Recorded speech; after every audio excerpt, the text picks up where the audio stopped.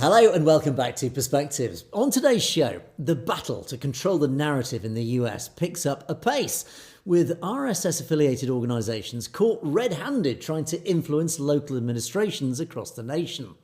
We'll take an in-depth look at one recent case where Sikhs, in coalition with others, have managed to wake many US states up to how they're being duped by Hindutva forces to push that RSS agenda to shape a fake narrative.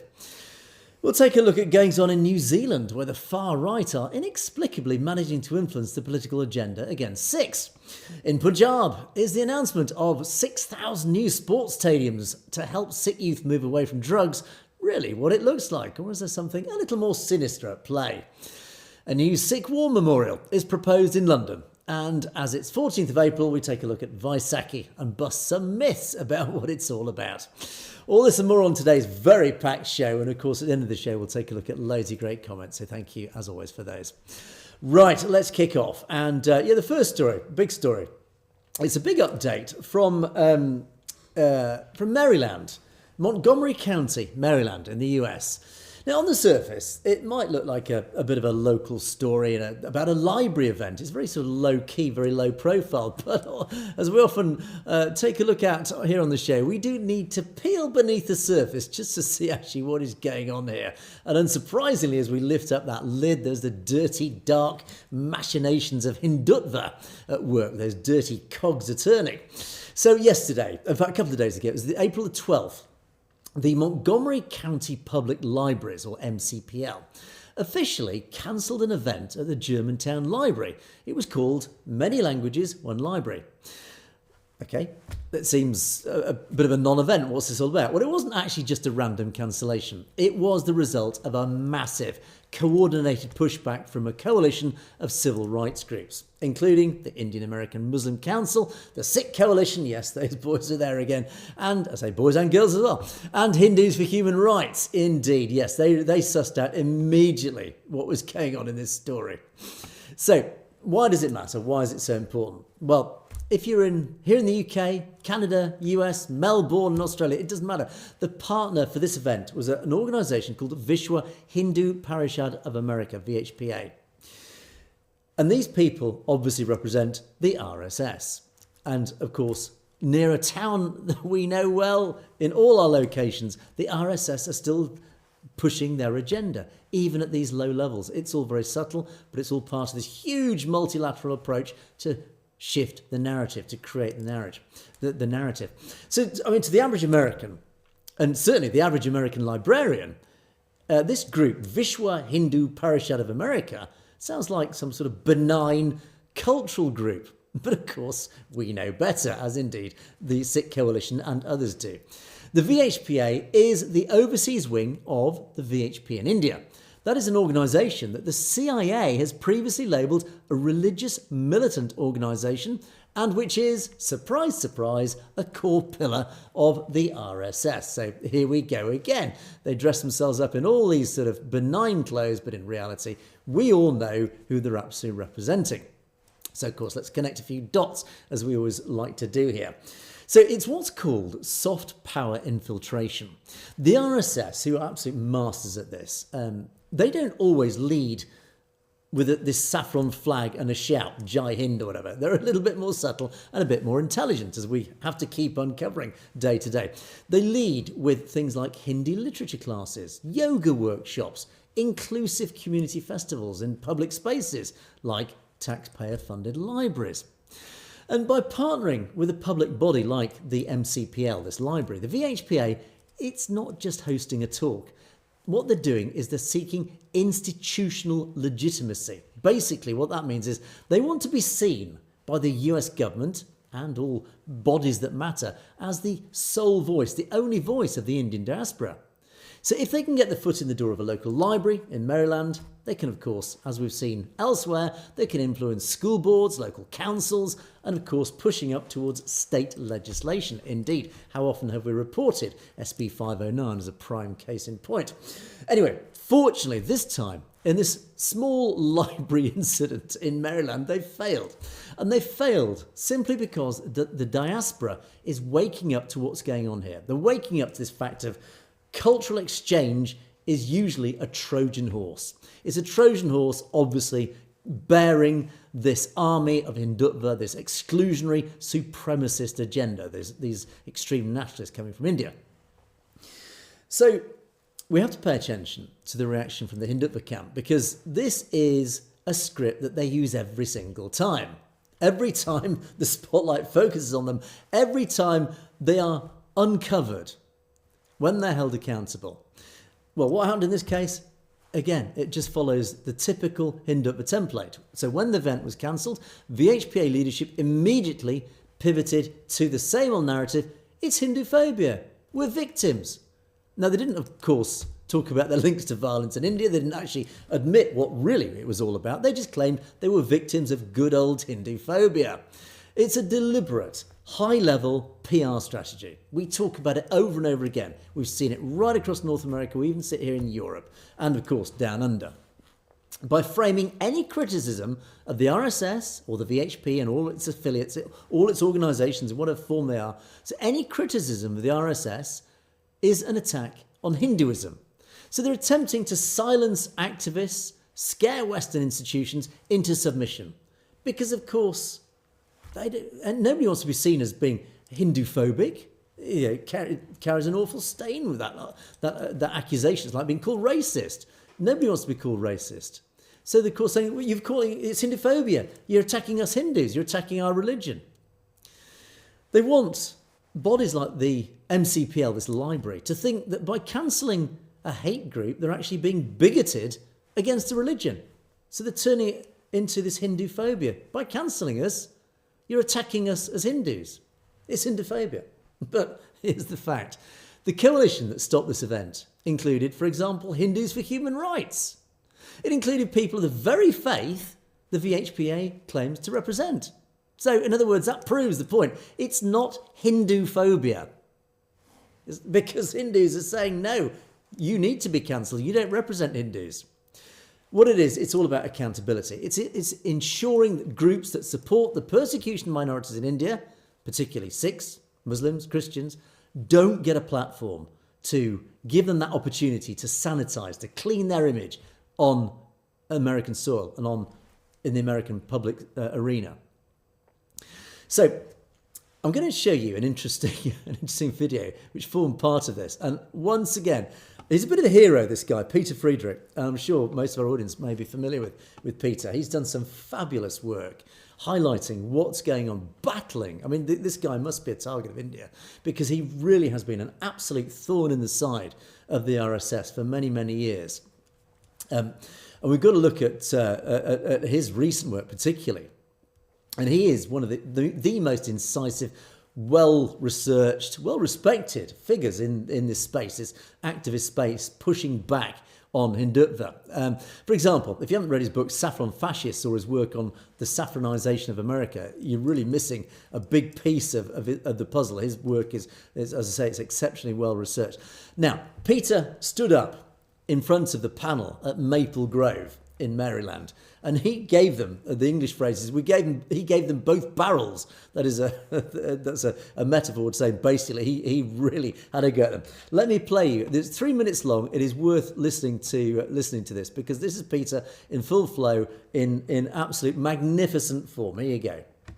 On March 16, Maple Grove's police chief and deputy chief and a member of this council appeared at the state capitol alongside an organization called the Coalition of Hindus of North America, CONA. And your officials lent this city's credibility to that organization, and you deserve to know who they are and who they stood with. CONA presents itself as a civil rights group defending Hindu Americans, but the documented record shows something far more serious.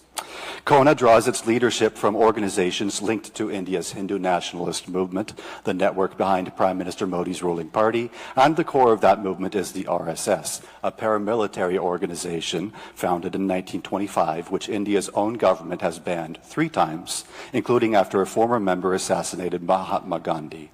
And under Modi's government, the U.S. Holocaust Memorial Museum ranks India as the top country at risk for a new mass atrocity event.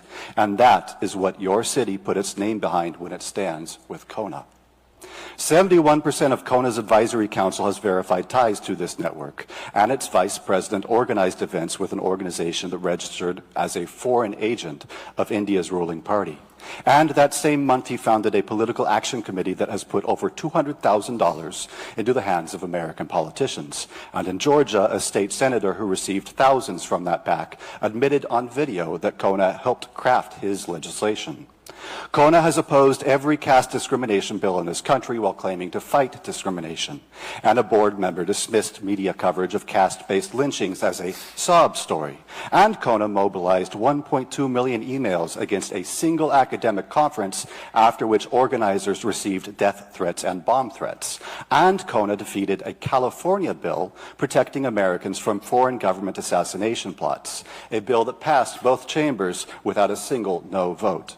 What Kona built here is not a local initiative. They launched their Minnesota chapter 13 months ago, and in that time they secured your police chief, a council member, a state senator, a unanimous committee vote, and 400 signatures, and that is not grassroots. That is a professional operation running a tested playbook which started in Georgia in 2023, and Georgia has since escalated to a bill codifying Hinduphobia in its penal code, and Minnesota is next. Same definition, same playbook, and now they have attached your city's name to it. Hindu Americans in Maple Grove face real bigotry and deserve a real advocate. And that is precisely why it matters that the organization claiming to speak for them has the record that they do. And the question for this council is whether Maple Grove's institutions should be aligned with that organization without the public knowing any of what I've just told you. I have an information sheet documenting everything I have described, and I have a copy here for every member of the council. Okay. Thank you. If you want Thank you. to give that to the person.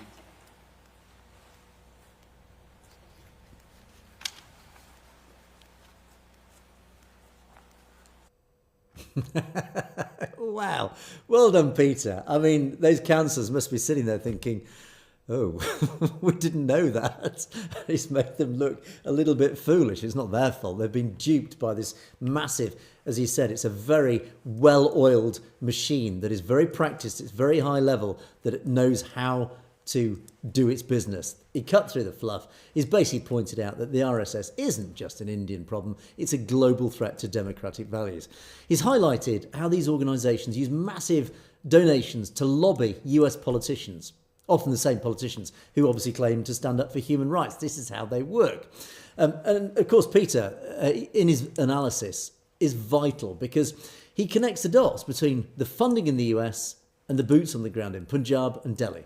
And he talks regularly about the saffronization of America. He's talking about that systematic attempt to ensure that the US government and all these local councils, even down to the level of these people here in Maple Grove, he's ensuring that they remain silent, that they are completely ignorant of the truth, while the Indian state weaponizes its laws against its minorities. It pushes transnational oppression. It threatens, intimidates, harasses, extends violence, and even murders US citizens on US soil. These people are probably not aware of that, so it must have come as a little bit of a shock when Peter stood up. And again, I just want to look at some of the specifics of his speech there. He's not just a journalist, Peter. He's as I say, he's a thorn in the side. He's the architect of resistance in America against Hindutva, this Hindutva sort of push. And he understands the workings. He understands the plumbing of Hindutva in the West. And that is what makes him so successful, so effective. And in the video, he makes a point that is really critical, that really you need to take on board here. Hindutva is not a domestic Indian issue. It is a global export, and that is what he's trying to wake these people up to. This is not just something that just exists in India. It is affecting us here in the West. It is influencing our own policymakers, our own lawmakers, even our local library, for heaven's sake. That is how infiltrated they are in Western society. And he's highlighting that the RSS, obviously the parent organisation of this VHPA, operates on a principle of what's called Sangh Parivar, or the family of organisations. So when the VHPA lobbies a library in Maryland, for example, or whether it's a school board in California, as indeed they do, as we have reported in the past, they're basically acting as the arm of a movement back in India that's actively working to dismantle the secular fabric of the Indian state. It is extremist Hinduism. It is the extreme end of Hindus. We often criticise Islamic extremists. These guys, the RSS, are the Hindu equivalent. They are the extremist end of the Hindu demographic. This is why we're not anti-Hindu. It is the extreme end, these Hindutva people. And this is what he's trying to highlight to people.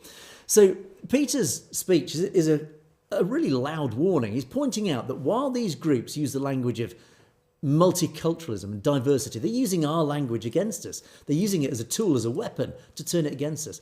Basically to gain access through this Trojan horse idea to Western institutions. So the real goal, obviously, is to create a monocultural, supremacist echo chamber. Basically, they want the only narrative, the only dialogue that exists is a pro-Hindutva dialogue. No dissenting voices. Everybody's in agreement with the Hindutva narrative. That's what they're trying to achieve. And he uses the term regularly, saffronization, to describe this process. And it's sad because it's this vibrant, diverse, wonderful history of India, of the Indian subcontinent, that has just been twisted and perverted into this awful, single, aggressive saffron narrative that excludes Sikhs, Muslims, Dalits, Christians, and even, ironically, Hindus themselves. It excludes normal, decent, moderate Hindus because they are the extremists. They are the extreme end. It's like the Islamic extremists completely speaking for the whole Muslim world. Of course they don't. But that is the equivalent. So this is his book, Saffron America. And if you haven't read it, I do recommend people read it. And in his book, Saffron Fascist, one of his other books, in his ongoing research, he's exposed really the long game of Hindutva that's being played out across the United States. It is essentially, as he's analysed it, a three-pronged strategy. There is the political element to it, this political capture almost. Basically, Hindutva are funneling millions of dollars into the US, into Democratic campaigns, into campaign funds, just to make sure US Congressmen members stay either silent on human rights abuses in Punjab or Kashmir or whatever, or come on side. And of course, this is reflected here in the UK. Bob Blackman, a Conservative MP, who clearly has been influenced. I've got to be careful what I say here to avoid litigation. But it's very clear what side Bob Blackman, an MP, is on in our own House of Parliament. Presumably the same situation. So Hindutva end up securing these political proxies. They capture these political proxies in the US, Canada, here in the UK, in Australia, New Zealand, Europe, wherever, to push their narrative. And of course, it is all about narrative control, the second pillar. Basically, they rewrite textbooks. They rewrite public discourse, so they control the narrative in public discourse to normalise Hindutva ideology. We've seen it in schools where they're pushing schools' curricula to rewrite history, to basically write out the truth about Sikh history and replace it with their version, this Hindutva version. That is what they try to do in the educational and public discourse. They rewrite history. And finally, it is the erasure of dissent, any dissenting voices. They're using local institutions like this library, for example, we just talked about Maple Grove, amongst thousands of others. They're using these little local, harmless institutions to host events that present a completely false, sanitised, official version of Indian culture, which is totally unrepresentative of the actual truth, because it excludes any mention of state-sponsored violence, any abuse of human rights, transnational oppression, persecution of Sikhs, Muslims, etc. That obviously never enters the narrative. And this library event was a classic example. It was framed as a celebration of Hindi. And of course, we all love literature. We love culture. We love Hindus. Well, I do. I know some of you have a complete anti-Hindu feeling. That is understandable. But as I say, we are not anti-Hindu.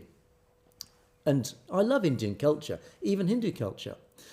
But when that celebration is organised by a group linked to the extreme end, the destruction of mosques that are responsible, the systematic targeting of the Sikh diaspora, that's who these people are. That is not culture. It's basically propaganda. that's being pushed. It's nonsense, it's lies, misinformation, disinformation. And the most inspiring part, actually, of this story up in Maple Grove in Maryland, it's not just the VHPA's failure, because they failed in their mission. It is the success of this great coalition that stopped them. And the names involved, I mean, it was many that are familiar to us. Of course, the Sikh coalition, I talk regularly about the Sikh coalition, the incredibly powerful advocacy and lobbying work that the Sikh coalition do. They were part of this coalition. The Indian American Muslim Council, of course, another minority persecuted in India, so represented by the Muslims, and most importantly of all, ironically, Hindus for Human Rights. And this is the RSS's worst nightmare. Their entire strategy, this push into the West, depends on a divide and rule strategy. Yes, they borrowed it from the British. They learnt from the British. It was deeply effective in the British Empire, divide and rule. That is how the British Empire conquered and succeeded and maintained their power and control, divide and rule. And this is RSS's playbook as well. They have pushed, since their inception in the early 20th century, they've pushed this idea of divide and rule. They want to, for example, paint Sikhs as separatists, Muslims as invaders, and Hindus who dare stand up to them and say, no, you don't represent us. They claim they're self-loathing. They're not real Hindus or whatever. But unfortunately, as has been demonstrated here and in other cases that we've reported on in the past, when these groups stand together, for example, in this battle against this library, or whether it's in a county council meeting, that whole narrative falls apart. This divide and rule fails because the divisions aren't there. We are united. The minorities are united. And in the power of that unification, we are highlighting to councillors like this in Maryland, this is the truth. This is what you need to be aware of. Hence this victory, celebrated, deservedly so. Basically, it wasn't, to sum this up, this was not an attack on Hindi or Hinduism. It wasn't Hinduphobia. It was basically a simple refusal to let an extremist, supremacist group use a local public library to try and gain some image of respectability. No way. For the Sikh community, it's actually a big lesson. And for all minorities, it's a big lesson. The fight for khalistan, the fight for human rights across the diaspora is so linked to the struggles of all marginalised groups, all the minorities. So when we're fighting the RSS in its form in Maryland, the VHPA, basically we're fighting the same machinery that's suppressing all the other minorities as well. So this is why unification is so important. And really, just to wrap this sort of first story up, I just want to look at the bigger picture as well. And why is it happening? Why is it happening now? And also, why is this pushback being so successful? What's happening in sort of the bigger picture? Basically, it's very simple. It's because, as I've reported regularly, the world's waking up. The world is finally catching up to what we've been talking about for years. What you guys have been trying to highlight for years. I mean, for example, a reporter, this is the US CIRF, United States Commission on International Religious Freedoms, USCIRF. I reported on that about a few weeks ago. If you want to know more details on that, do look back at my show when I covered that. But this USCIRF report that was released this year, and for the third year running, it's recommended that India be designated as a country of particular concern. It even recommended in its recommendations that members of RAW and members of the RSS should be sanctioned and refused entry to the United States. That's how powerful now our narrative is becoming. The truthful narrative is getting so powerful that the US government and their commissions, their research commissions, are understanding the truth, they're seeing the truth, and they're reporting it to the Trump administration, to the US government. The tide, basically, is turning. This model minority that the Hindu diaspora tries to present itself, or certainly the Hindutva side of it tries to present itself as a model minority, that mask is slipping. This report, for example, specifically mentions the role of RSS-affiliated organisations in pushing transnational oppression. The very thing that the Canadian government, the US's Department of Justice, have been investigating, obviously, regarding Hardeep Singh Nijjar, Gurpatwant Singh Pannu, etc., etc. And the cancellation of that event in Maryland, it's a small victory, but it's just another victory in a much bigger war. The VHPA and all these affiliates have very deep pockets. As I think we know, there's up to something like $450 million a year funded by Hindutva to push this agenda across the West. As a result, they've got their roots deep into North America. They're deep in the US administration. We know that. We know they're going to be back and they're going to fight back against this hard. They will try to rebrand. They'll use every dirty trick in the book. And they'll continue to scream this nonsense. It's Hinduphobia. Whenever anybody tries to point out their links to fascism, they point out the fact that they are the terrorists, as is proven by their activity, their operations across the West. Their murders, their violence, the Bishnoi gang, etc. But the blueprint has been set. Peter and his team, the coalition, they've set a blueprint for stopping them that is working every single time. Firstly, vigilance. Stay vigilant. Monitor your local institutions. Keep an eye out for these sorts of things happening. Who are they partnering with? Who's lobbying them? So in other words, stay vigilant. Nip it in the bud, as we say in English. Get in there first before Hindutva can. Secondly, it's all about solidarity, unity, being together. Don't fight alone. Don't fight in a silo. Build bridges, build relationships with other communities who are also being attacked by the RSS, the Islamic community, other minority communities. Join forces because that makes it more powerful. And finally, use the truth, use facts, use the work of people like Peter, Friedrich, to connect the dots and show these organisations, the councils, whoever it is, show the local officials who will probably not be aware of the history of the VHPA, RSS, whatever, the persecution of minorities. They don't know these things. It's never entered their lives. So educate them. And as has been demonstrated in Maryland, it works. And the RSS want to export their Hindu Rashtra and their awful ideology to the streets of America, to here in the UK, to Canada, everywhere around the diaspora. But Maryland proves when the diaspora recognises it, stands up, unites with other minorities with simple truth and facts, it wins every single time. So, interesting stuff. Well done to Sikh Coalition and all the partners, and particularly well done to Peter once again, chalking up another victory. It's fantastic to see. Right, okay, let's go down to New Zealand. You guys down under. And this is a strange one, really. New Zealand, it's a funny old nation, it's New Zealand, with all due respect. It's a nation that prides itself on being a global bastion of human rights. But not always, as it turns out. And in fact, even you just need to go back to the time of COVID to work out the weird sort of culture, politics, whatever, political environment that can impact Australia, New Zealand, these countries. It was terrifying to see the lockdowns and the restrictions up here in the Northern Hemisphere. What you guys suffered, it was bad enough here, but yeah, you guys in New Zealand, Australia really suffered. Anyway, but relevant to this, for the Sikh community, really, the values of human rights, all these sorts of things, are basically being really hollowed out by a dangerous level of, I suppose you could almost call it illiteracy, political illiteracy, ignorance. And this is a recent report. A Sikh man tried to seek asylum in New Zealand, but he when he met immigration and the authorities, they told him India, quote, is no Ukraine. Because he tried to say, look, I'm under threat in India.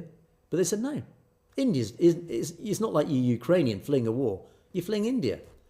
And he was turned around and ordered back to India, the very country that he'd fled in fear of his life.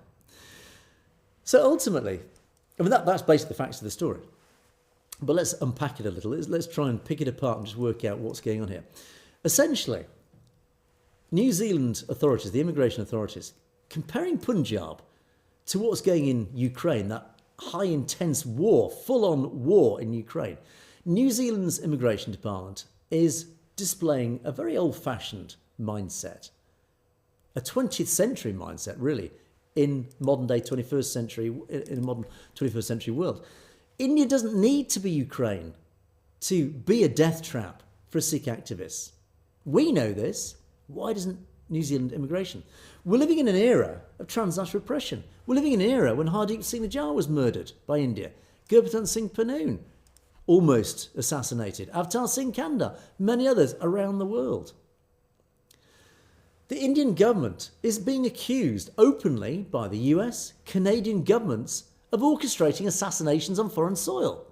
So when somebody, a Sikh, flees that very machinery from Punjab and lands on a western shore like New Zealand, telling him, no, it's not a war zone, there are no bombs falling on your house. It's not just an insult.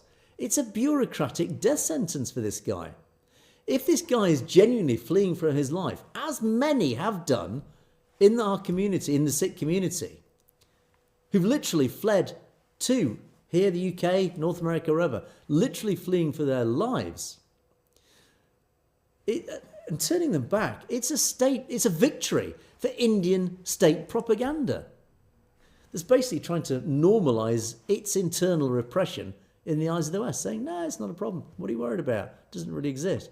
So again, this story was, I have to say, a little bit shocking because it doesn't reflect well on New Zealand immigration.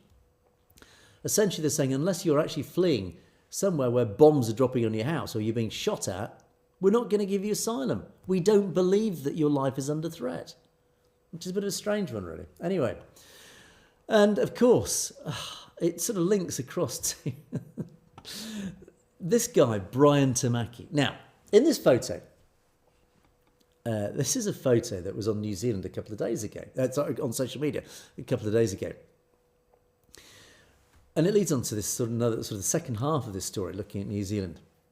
Because the government, as the New Zealand government and immigration, basically shuts its door to fleeing Sikhs, persecuted Sikhs, we need to look at what's going on in the streets, in the whole toxic political environment that's happening in New Zealand at the moment. It's quite concerning. I'm seeing it a lot recently. I don't know if it's because I'm just being fed more of it by the algorithm, but I've seen an awful lot of quite concerning right-wing stuff coming across New Zealand. And a lot of it links to one particular guy, Brian Tamaki. Again, we've covered his story on a few occasions. Now, recently, National MP Todd McClay, I don't know anything about this guy other than he appears in this story, so you guys down under obviously know more about his and what he stands for. But ultimately, he posted a photo just the other day of himself with members of the local Sikh community celebrating Vaisakhi. It was a happy, positive, inclusive post. It was a great post, actually. Great for the community. It sends out a really, really good positive message. It's a sort of mainstream engagement that, you know, we aim for. It's what you would expect in a good, healthy, multicultural democracy. But that same image was also posted up by Brian Tamaki. He is this extreme right-wing leader of a Christian church. Well, I won't even call it Christian. It doesn't represent Christianity. It's an extremist organisation called Destiny Church. Any Christian would want nothing to do with this church. It is basically a bunch of right-wing extremists who are using Christianity as its front, basically to push an extremist agenda. Tamaki posted up this very same photo and then used it to launch a scathing attack on the politician McClay. Here are the two posts. Todd McClay posted up, a Sikh parade in Rotorua today was a friendly and vibrant event. Happy Vaisakhi. Thank you, Todd. Lovely. But then Brian Tamaki posts up the same photo and says, this in Rotorua today. Todd McClay is doing what his master does. Open the lives to the demons of these religions. Stupid Kiwis thinks it's harmless and they're very nice people while taking you over. Don't worry, I'll save our country. What a knob. I'm sorry to use a bit of colloquial English insults there, but the guy is a complete and utter knob. Unfortunately, most people can see through his rhetoric. The guy's an idiot, but he's a dangerous idiot, and this is why we need to keep an eye on him. He's basically weaponised this image. He's basically used it to launch this attack on McClay. And Tamaki doesn't see a community celebrating its faith. He saw what he calls a betrayal. He's used his platform to imply that standing with Sikhs as a politician, you're selling out. You're selling out New Zealand to immigrants and foreign religions. Now, of course, we all know it's nonsense. I mean, even Brian Tamaki Whether you like it or not, mate, you're a descendant of immigrants as well. There are no indigenous people in New Zealand. Even the Maoris were immigrants. So ultimately, it's a bit like America. Everybody was an immigrant once. So this whole nonsense, that whole premise of their ideology is founded on a lie. Anyway, that's beside the point. But ultimately, what's going on here is a very sophisticated and also a very dangerous game. Tamaki is creating a narrative where mainstream political engagement with the Sikh community is actually seen now as a treasonous act. It's treason against true Kiwis. What is a true Kiwi? That's define what a true Kiwi is. Anyway, but it sits in the same bucket as his recent posts about Prime Minister Christopher Luxon's trip to India. And in that, he accused the Prime Minister of spiritual surrender. There he is. Basically, he accused the Prime Minister of surrendering for wearing a head covering and paying respects at a Gurdwara. No, that's just called courtesy and respect towards a fellow human being's religion. I have been very kindly invited to Gurdwara and I've worn the same headpiece. An event in Parliament a couple of years ago where I was presenting my lovely award, thank you. I again wore a similar headpiece because that is respect for the religion. And yet he's turned it into something dirty, some sort of betrayal. It's nonsense. Anyway. So again, let's start joining some dots in all this. So Tamaki's True Patriots group. Remember they disrupted those Naga Kirtans at the turn of the year. And they were, ironically, dancing the haka. And they were showing banners that said, "This is New Zealand, not India." Now, they're not just protesting immigration. What they're actually doing, it's a force of intimidation that ironically mirrors the RSS's own goals to make Sikhs feel like outsiders, perpetual outsiders. Doesn't matter how much they contribute to the society, commerce, whatever. Doesn't matter how much they contribute. They're trying to make them feel like outsiders.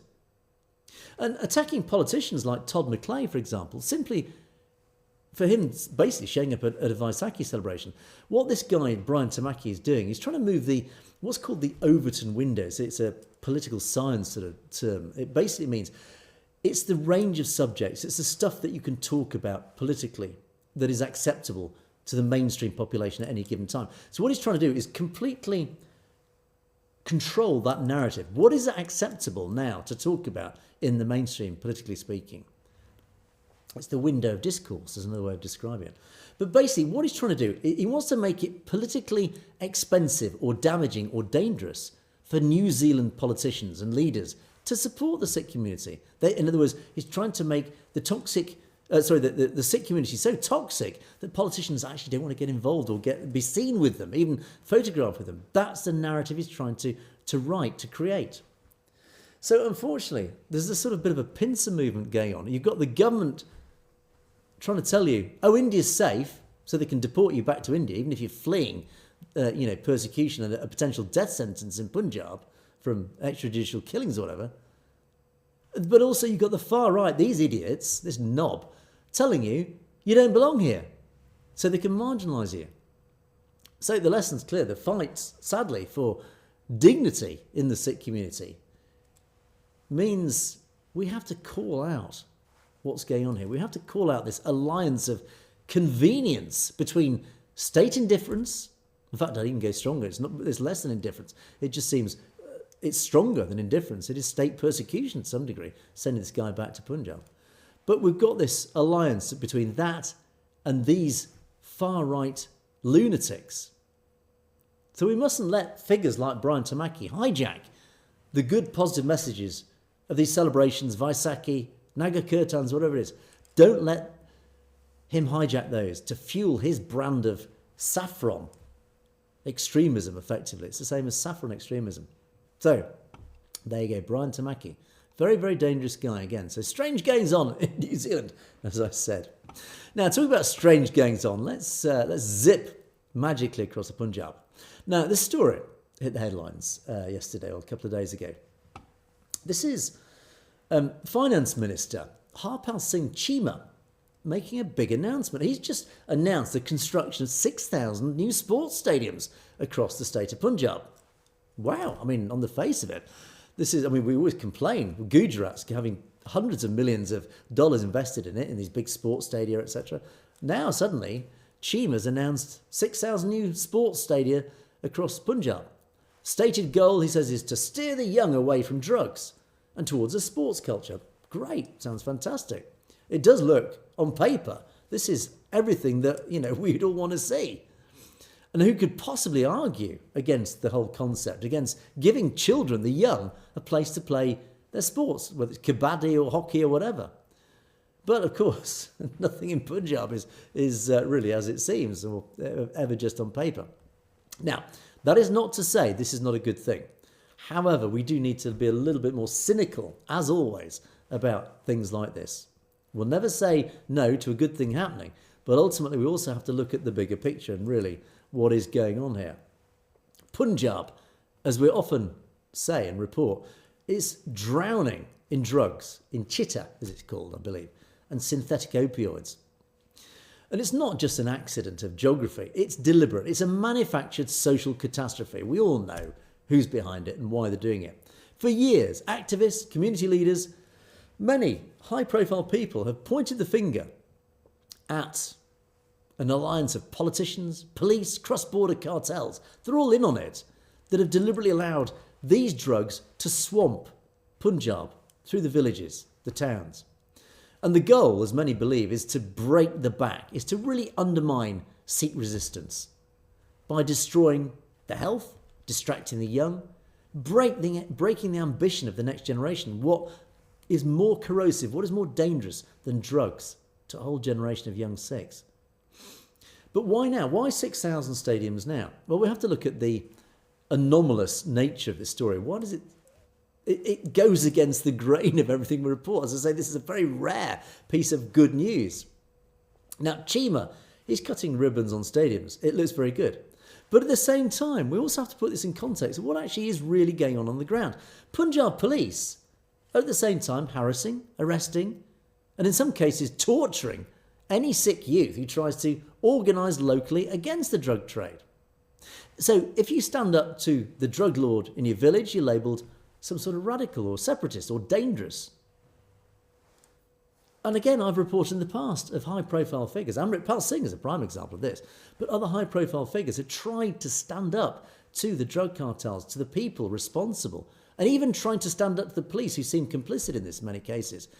They're arrested, they're harassed, they're intimidated, they're tortured. I showed pictures of one individual who was tortured. He came out of the police station covered in blood, and he had burns from where he was electrocuted because he'd simply tried to stand up to the drug cartels. So this strategy of these 6,000 stadium is a classic case of what's called bread and circuses. This is a Roman term, it dates back to Roman times. We often use it here in the UK. Bread and circuses, they're distractions. As long as, and it goes back to Roman times where the emperors used to say, as long as you give the people, the population, bread and circuses, in other words, you give them something to eat and entertainment, they don't care about anything else. You've given them their basic needs. Doesn't matter if you can persecute them, they live in horror. Give them bread and circuses and they'll be happy. They won't come after you. That is what's going on in Punjab. The state knows that the anger in rural Punjab is at breaking point. We've seen that, whether it's the farmers' riots or whatever. So we know there is a huge bubbling tension in Punjab and it's building and building. They know that the diaspora is watching Rangla Punjab, as it's called, Vibrant Punjab narrative, crumble under the weight of addiction and state repression.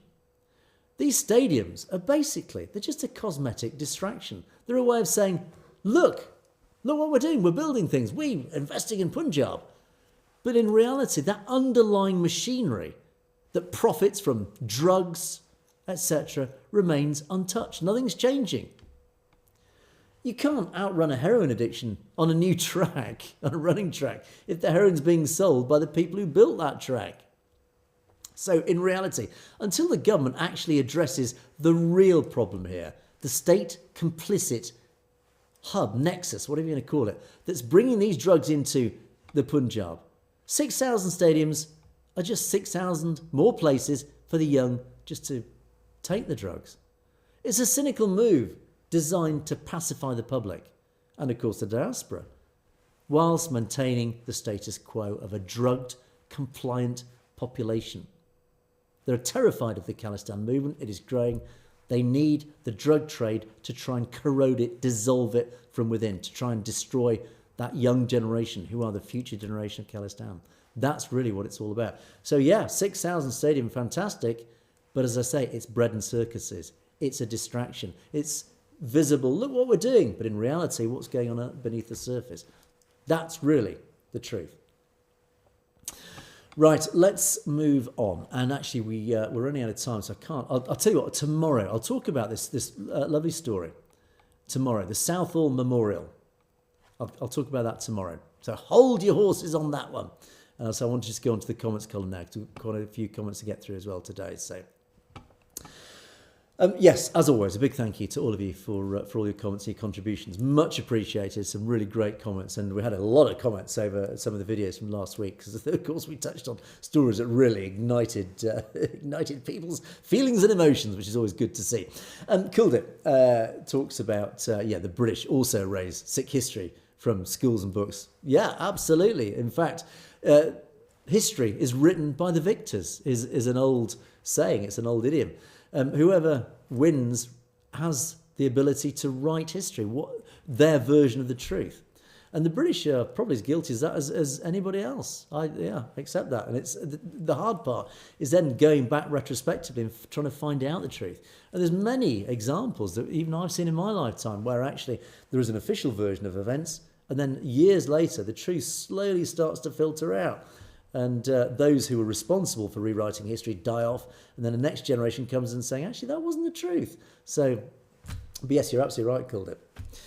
Punjab, this is, again, an important point. The saffronisation, we talked a lot today about saffronisation, and it's, of course, happening in Punjab, in the educational sector. It is systematic. It is aggressive. So, again, it's not obviously just in the diaspora, as we reported. It is still very much alive and well across the Punjab.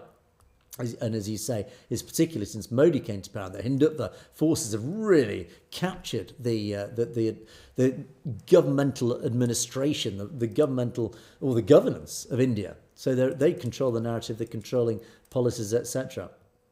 And yeah, you talk about the brainwashing of Sikh children, and of course referring to one of our commenters. Who did comment, a young lady who commented how she had been indoctrinated, as many ordinary Sikhs are in India, indoctrinated into this idea that we are Indians at the expense and the loss of their own inherent culture. But when as soon as you are taken away from that indoctrination and you start to see the truth, then you come round to actually realising, hang on a second, I've just been completely indoctrinated. There's this moment of revelation where you wake up. And I think this is the point, Punjab, that you really need to push, or you are pushing. So look, the Sikh community, has been brutalised, particularly in the 90s, defeated morally by the brutality of a hugely powerful Indian state after the suppression of the uprising that ended in the 1990s, is that Sikhs naturally and understandably said, look, we've had enough. We can't do it. As you say, leave it out. What can we do? We can't beat them. So, as you rightly say, look, no, we need to change this around. We need to change the mindset of particularly these Sikhs who essentially have given up, who've sort of said, yeah, we're defeated. Go back to Sikhs from the last 2 centuries. Sikhs in the last 2 centuries did not do that. They stood up and they won. They stood up against oppression. They had a backbone, really admirable backbone that created arguably one of the greatest empires the earth has ever seen. Physically, not one of the biggest, but certainly as a governance, as a model for a modern democracy, it was one of the greatest empires the globe has actually enjoyed. It was centuries ahead of its time in its governance. So it's that spirit that many Sikhs have lost and need to remember, regain. They need to recapture that mindset, as Punjab says, from the 18th and 19th centuries. But what I would say is, do wake up, because the battle continues and the war is being won. We just need all Sikhs now to unite. And I think one of the later comments talked about Sikhs waking up. Yeah, we need more Sikhs to wake up. Wake up to your own heritage. Wake up to your own history and the culture that you're probably just touching the surface of it. But if you dig back and look back what your culture has achieved over centuries and what it still can achieve, what its potential is, it's massive. But it can only happen if you all unite, and we all unite behind this concept of Khalistan. Thank you, Punjab, for those thoughts. Jaspal Panasar, thank you for your compliments. Different rules for Sikhs, different rules for Hindus. It is a very bad situation in Punjab. Just talked about it. I mean, the whole concept of the Bandi Sikhs still being in prison after they've served their allotted time, it's appalling. And as you rightly say, there is only one solution, it's Khalistan, because justice is never going to be delivered by the Indian state. What people need to realise in the Punjab, the Indian state are never going to deliver justice. It doesn't matter how hard you try or work, they'll give you bread and circuses, to use that phrase again. But you will never get justice until you have your own homeland. Stay safe, thank you for this contribution. Yes, I'm always a bit of a sucker for a good military story, particularly heroic military story. Yeah, the Victoria Cross is the highest honour that can be awarded in the British Army for an act of heroism. And indeed, really, I should maybe one day do a story on this. It is a brave Sikh who won the Victoria Cross fighting the Japanese in the Second World War. Parkash Singh, Victoria Cross, 6th of January 1943. He was a Bren gun carrier in the 5th and 8th Punjab Regiment. Attacked by the Japanese, etc., etc. Anyway, so maybe I'll do a story and actually give the details of that, because winners of the Victoria Cross, it is, as I say, it is the highest honour, the highest medal that can be awarded to a soldier. It is basically, the premise is that it's the most heroic act of bravery, completely selfless act of bravery. The important part is that literally you don't care about your own life in an act of valour. It is for the ultimate act of valour, where you literally just don't even care about your own life to enact some sort of military operation, saving someone's life, attacking a position or whatever. And many of the VCs, sadly, are awarded posthumously. In other words, they obviously end up dying in the process. So they're not easy to achieve. Ray Hornby and others. This was, of course, after the piece I did about I'm Sikh and Punjabi and I hate Khalistan and its supporters. Yes, the fake Sikhs or the IT bot cells, you name it. Yeah, we covered in great depth. Who are these people? Do they really exist? Well, I was delighted to see, of course, unsurprisingly, of course, I know you guys, inundated with lots and lots of great comments. Of course, I'm a Punjabi Sikh. I support Khalistan, as many of you have basically put in hundreds of different comments. And yeah, as you say, Ray Hornby, when it starts with I'm a Sikh Punjabi, you know full well the person probably isn't a Sikh Punjabi. It's an old Indian IT cell at their games again. And Sam saying, yeah, loads of them are paid by the RSS, BJP, etc., etc. Lightspeed, Ki Jana Minecon. Yeah, you're all Punjabi Sikhs. You all support the whole concept. Of course you do. Why wouldn't you? Minder Singh the same. And Chardi Colour. I love that phrase, Chardi Colour. We are all in Chardi Colour because we know what's coming and it's all good stuff. And Amrit Singh signs off that page. Well done. He put in proper perspective while discussing the boasts of an artificial voice. Yes, that is really what's going on. It's fake. These guys are fakes. They're not really Punjabi Sikhs. They're just basically Hindutva voices to try and intimidate you into feeling that you're alone. And as I often say, you're not alone.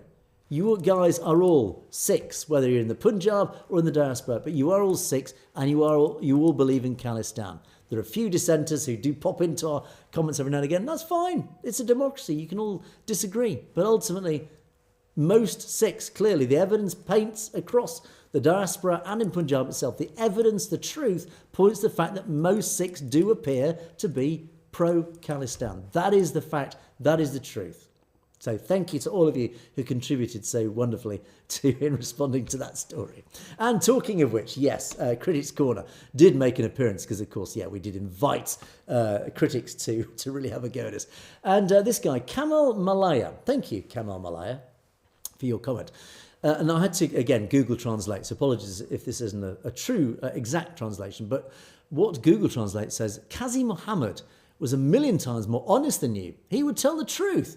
And you would tell the whole show and walk away with a million lies. So I think basically what you're saying there is we don't tell the truth. We're telling lies on this show. And he did make a number of other relatively similar comments. Couldn't quite understand, I have to say. My apologies, I couldn't fully understand your comments. But basically, Qazi Mohammed, this guy you refer to, is a Kurd, an Iranian Kurd, who you obviously hold up in high esteem. And yeah, he may well have been honest. But that doesn't say that we're not honest. And what I would say is when you say that we're just full of lies, point out why and what we're lying about. Show some evidence to prove that we're lying. At least, the guys who talk about the Kanishka bombing say, no, we're telling lies. At least they point to evidence, say, oh, but the documentaries and stuff. Yeah, well, we can discuss that. That's fine. But at least they provide evidence of why they disagree with what we're saying. And we invite people, if you disagree with anything I say on this show, by all means, come onto the comments and say you're lying or you're talking rubbish, and then show me some evidence or explain why I'm talking rubbish. Because, yeah, I don't always get it right. Maybe I've been duped into believing something that isn't true. But ultimately, we are here to tell the truth. So unfortunately, Kamal Malaya, thank you for your comment, but I have to beg to disagree. We don't tell lies on this show. We tell the truth. And we're open to you explaining why we're telling lies or what lies we're telling and showing evidence to the contrary. Samsung, this is an interesting little thread. Khalistan, as you rightly say, is the only solution. But then G. Pul Arai entered the room and had a bit of a jolly go. This is, I'd say, I did chuckle when I read this. Yes, you can have it in Pakistan or Canada. It's a same old. Yeah, you have Khalistan in the diaspora. No, Khalistan belongs in Khalistan, as we've often talked about. It's been campaigned about in the diaspora because we can't campaign in India because we get locked up or arrested or worse, we'll get killed. We'll get extrajudicially killed, as many Khalistanis have suffered. So that's why we can't campaign in India. And of course we don't want Khalistan in Canada or Pakistan, or, well, it'll be Punjab, Pakistan. But ultimately we want it where it belongs, that is Khalistan itself, in the geographical bounds of Punjab, Rajasthan, etc. Watch previous shows if you really want to know what Khalistan geographically will form. Anyway, Samsung said, you had a right go at G. Pularai to say, no, you forget. You Hindus, assuming you're a Hindu, Hindus were slaves for 900 years. 700 years slaves of Muslims, 200 years slaves to Britain. Who got you out of that slavery? Sikhs. In other words, you owe Sikhs. And it's true. It's thanks to Sikhs that Hindus actually have the control that they have, ironically, in India. It was handed to them on a plate by Sikh soldiers and Sikh campaigners who freed India, who were at the vanguard of freeing India from the British, and likewise from the Mughals. So in other words, you owe the Sikhs, mate. This is the message. Absolutely. Anyway, Kuldip wades in. Modi bot detected. Yeah, obviously, clearly. Whether it's a bot or it's a real person, doesn't matter. They have a right to sort of disagree with us and come in and provoke us. We love a bit of banter. But then it did make me laugh because G. Pularay's response was, Khalistani drug addict detected. I mean, cheap shot is what I would say. And ironically, there is, of course, a whole serious layer to that comment. We just talked about the drug problem in Punjab. But it's a bit of banter. Thank you, G. Pularay. For entering the room, and thank you for giving us a laugh, at least, if nothing else. And yes, Amrik, thank you, Amrik.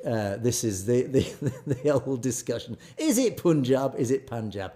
And as you kindly say, look, in Pakistan, they spell it Punjab, but Indian Punjab, people spell it Punjab as well, without any fuss. So thank you to the original commenter, said it should be Punjab. And thank you to you, Amrik, saying, well, actually, it doesn't really matter, because people all over the world spell it differently. It's either Punjab or Punjab. Take your pick. When I say Punjab, I mean Punjab. When I say Punjab, I mean Punjab. You know where I'm coming from.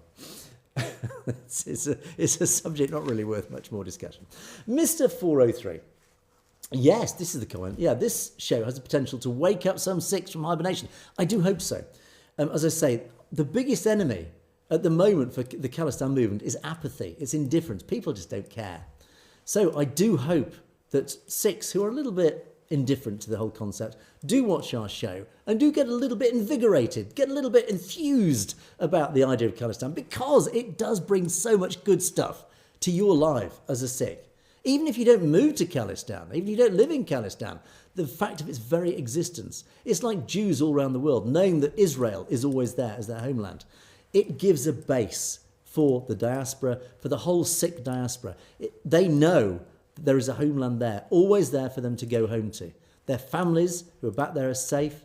It is governed by a governance model that allows them free movement. They can worship freely. They can do whatever they want within that whole Sikh environment, knowing it's safe and free and democratic. That's the good stuff that Khalistan represents. So yeah, I do hope that those who are a bit indifferent, a bit, well, whatever about it, no, you must realise the goodness it will bring to you and your family's lives, the existence of Khalistan. Even if you don't live there, its very existence literally could change your life in a very good way. Oh, Punjab's back again. Young Khalistan is new UK. Thank you for this. This is a very thoughtful comment. Thank you, Punjab. Yeah, Saver. And Punjab has appealed to you guys out there, particularly if you're young. Yeah, I do this show all by my lonesome, all by myself. And Punjab is actually asking on my behalf to help. If you do want to get involved in the show, yeah, send me a message. That email, message@sutlejtv.com, will come straight to me. I will read every email. Thank you. If you do want to get involved, even in a minor basis, what is really helpful is if anybody wants to get involved in helping research stories, finding stories. Of course, you guys are out there on the ground. You're in the community. You're at the Gurdwaras. You're hearing these sorts of things that I have to, as an outsider, have to try and dig out, find out, go across social media, ask questions. But you guys are there on the ground. So if any of you guys want to get more involved in the show, absolutely, as part of your saver. And Punjab says 60 plus need not apply. No, do. Actually, yeah, I mean, it's the older generation that actually have the knowledge, the experience, and of course the direct experience of some of the horrors that have happened over some of the last decades. It's that experience that really we need to tap into. So anybody, if you want to get involved, let us know. Do send me a message. Much appreciated. And thank you, Punjab, for that. And as you rightly warned, be careful, because of course we know that those who we oppose will obviously try and get involved too. So thank you. Fatih Singh. Oh yes, so this is a correction. Thank you. This is a good correction. It wasn't 1.5 million attended the referendum. It was 2.6 nearly million. So thank you for correcting me in a very good way. It was. There's nearly 3 million in the diaspora. We all know, the diaspora is pretty large. But it appears that certainly the majority of the diaspora, or a very large part of the diaspora, actually went to vote, which is such a very positive thing. So thank you for correcting me. And the final comment, I love this one. Gaganpreet Singh Sidhu. Many, many thanks to you, Angus, from Khalistan. Absolutely. Because Khalistan, for now, it might not physically, geographically exist as a sovereign nation. It exists spiritually. It exists in the mind of Sikhs. It exists in all our minds as some wonderful, spiritual, intangible thing for everything that it represents. We all know, we talk regularly about what Khalistan represents, whether it's politically, commercially, whatever, but also spiritually. It's so loaded with meaning, this whole term Khalistan, that it already exists. The only thing it needs now is to plant its feet on the ground somewhere. And that really is this comment. So at the moment, we are all in Khalistan. We're just now moving the spiritual body of all of us united together to land our feet on the ground, to plant those feet, plant the roots and grow Khalistan. For real. That's what it's all about. So thank you to all of you. Thank you for all your contributions. Thanks for all your comments. Thanks for your support. Thanks for everything. Much appreciated. I couldn't do the show without you guys. It is obviously all appreciated. But that is it for another day. Thanks so much for watching. Have a great day. God willing, I will see you tomorrow.